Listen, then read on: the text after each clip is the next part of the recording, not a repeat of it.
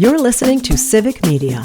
You can tune into any of our live shows on any radio station across the state with the Civic Media app. Find us in your phone's app store and listen anytime, anywhere.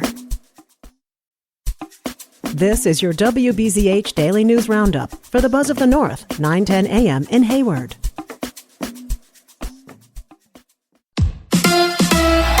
The Bucks are losing Lopez. Hi, I'm Mike Clemens with sports. NBA free agency. After 7 seasons, including 1 NBA championship, Brook Lopez is leaving the Milwaukee Bucks. The 37-year-old center has agreed to a 2-year contract with the Los Angeles Clippers worth $18 million. While with the Bucks, Lopez improved his three-point shooting and leads with the most block shots in franchise history, second only to Giannis Antetokounmpo. 3 other players returning to the Bucks. Shooting guard Gary Trent Jr. agreeing to a 2-year deal worth $7.5 million, which doubles what he made last season in Milwaukee. Guard Kevin Porter Jr. agreeing to a 2-year deal worth $10.5 million, and forward Taurean Prince also signing a 2-year deal with the Bucks worth $7.1 million. All 3 having next year as a player option. Baseball, the Brewers opening a 3-game series tonight against the Mets in New York. Freddie Peralta on the mound against the Mets' Clay Holmes. With sports, I'm Mike Clemens.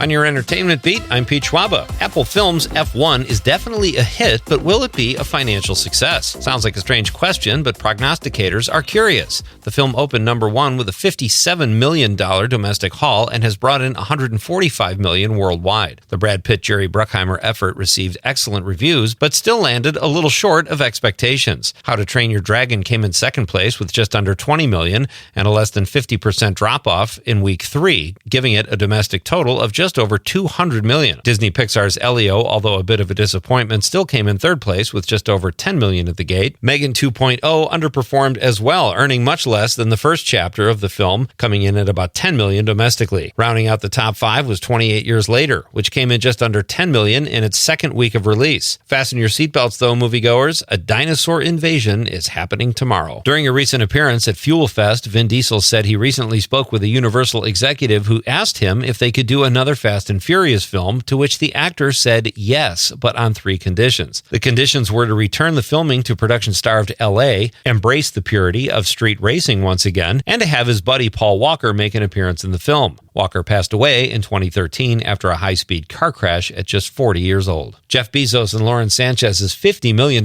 wedding was the talk of the weekend, but the talk wasn't all good. Charlize Theron spoke during her 5th annual African Outreach Project in L.A. and said to the crowd, "I think we might be the only people not invited to the most talked-about wedding," at which point the Mad Max Fury road star said that's okay because they suck and we're cool. 2 very different events, but a lot less collagen and steroids at Theron's event. It appears that Tom Cruise has saved his best stunts for last, or at least the last installment of what is supposed to be the Mission Impossible series finale, The Final Reckoning. Even though he broke his foot while shooting Mission Impossible Fallout, according to the Risky Business star, holding onto the wings of an airplane and flying around and dodging missiles underwater weren't even the most harrowing stunts from The Final Reckoning. The most punishment Cruise put his body through during filming was the burning parachute scene. If you haven't seen the film, yes, Cruise fell 6,000 feet with a parachute that was on fire and actually did the stunt for real, as usual. Cruise says every time he hit the ground, it was like a crash landing. Stunt coordinator Wade Eastwood says Cruise was so obsessed with getting the shot right, he actually hid the last burning parachute so they could not do the stunt again because he was worried about the actor's well-being,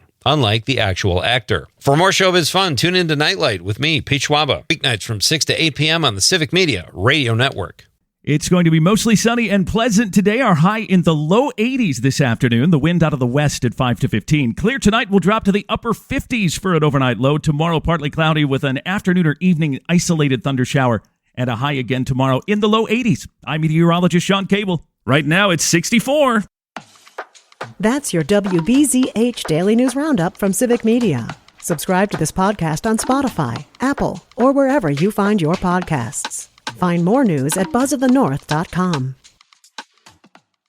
The national news cycle never stops, but it can be hard to find news about your local community. Civic Media is dedicated to providing quality local and state news coverage across Wisconsin. With the Civic Media app, you can get notifications about local stories that matter to you and your community. Find the free Civic Media app in your phone's app store and choose notifications from the menu to tell us what kind of news you want to hear about.